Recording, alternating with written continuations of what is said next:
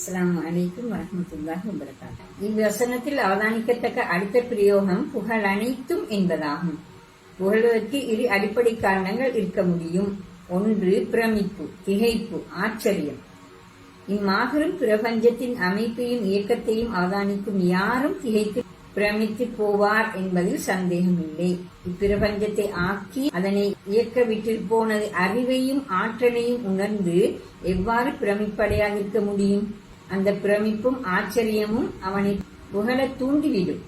அந்நிலையில் புகழ் அனைத்தும் அல்லாஹ்வுக்கே என்பது உள்ளத்திலிருந்து தோன்றும் வார்த்தையாகும். புகழ தூண்டப்படுவதற்கு இரண்டாவது காரணம் நன்றியுணர்வாகும். அதாவது நன்றியுணர்வின் எழுச்சியால் மனிதன் இறைவனை புகழ தூண்டப்படுகிறான்.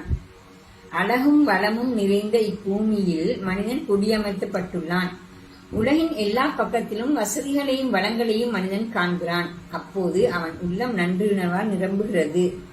அத்தோடு மனிதன் அதி உன்னத சிருஷ்டியாகவும் படைக்கப்பட்டுள்ளான். எந்த சிருஷ்டிக்கும் கொடுக்கப்படாத மாபெரும் அருளே மனிதனுக்கு கொடுக்கப்பட்ட அறிவும் சுதந்திர நாட்டமும் ஆகும். அவற்றின் மூலம் மனிதன் விரும்பினால் இவ்வுலகை சுவர்க்கபுரியாக அமைத்துக் கொள்ள முடியும். அல் குர்ஆனின் கருத்துப்படி மனிதன் நிரந்தரமாக வாழ படைக்கப்பட்டுள்ளான். நாம் அடுத்த உலகில் இறை பேரருளை என்றும் அனுபவித்து அவன் வாழ முடியும். கொஞ்சம் கவனமாக மட்டும் இவ்வுலகில் வாழ்ந்துவிட்டால் போதும். கற்பனையிலும் காண முடியா இன்ப உலகில் என்றென்றும் நிரந்தரமாக அவன் வாழ முடியும்.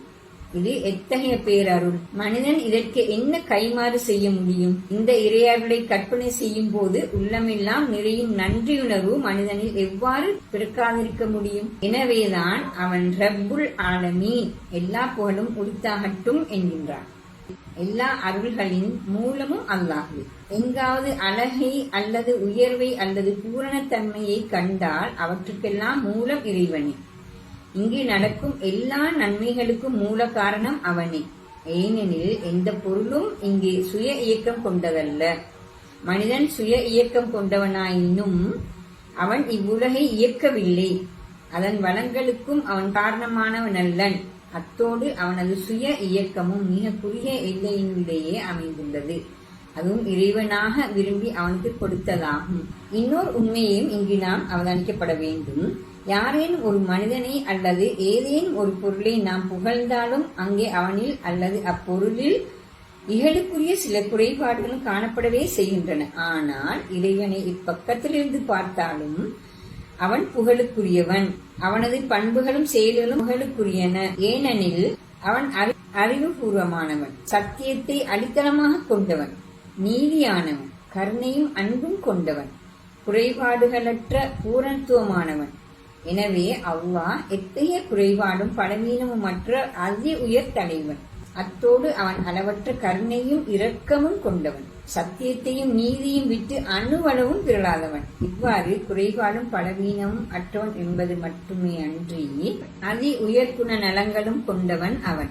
இப்பின்னணியில் புகழுக்குரியதாக இருத்தலே அவனது பண்புகளினதும் செயல்களினதும் அடிநாதமாகும். எல்லா அனைத்து என்ற பிரயோகம் உணர்த்தும் பொருள் இதுவே. இறுதியாக இவ்வசனம் உணர்த்தும் இன்னொரு கருத்தை இங்கு நோக்குவோம். இறைவன் உலகங்கள் அனைத்தினதும் தலைவன், இரட்சன் என காட்டப்பட்டுள்ளமை ஏக தெய்வ கொள்கையை சுற்றுவதாகவும் அமைந்துள்ளது.